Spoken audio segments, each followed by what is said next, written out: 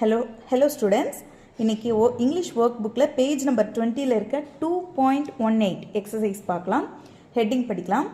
Read and shade the correct picture. Read READ read and shade SHADE shade the correct CORRECT correct picture PICTURE picture.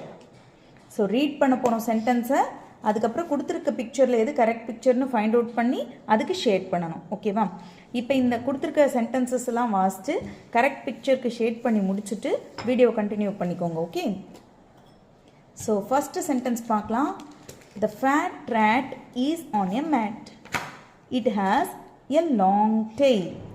Fat rat ஒரு குண்டு எலி is on a mat. Mat மேலே இருக்க எலிக்கு நம்ம shade பண்ணணும். It has a long tail. அந்த எலிக்கு லாங் டெய்ல் இருக்கான்னு செக் பண்ணிக்கணும். Okay, second sentence. The man is near the gate.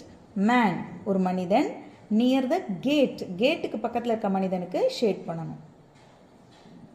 The last sentence. The ship sails on the sea. ஷிப்னா கப்பல், செயில்ஸ் ஆன் த சி கடல் மேலே இருக்கிற கப்பலுக்கு ஷேட் பண்ணணும். எக்ஸசைஸ் கரெக்டாக ஃபினிஷ் பண்ண ஸ்டூடெண்ட்ஸ்க்கு கங்க்ராச்சுலேஷன்.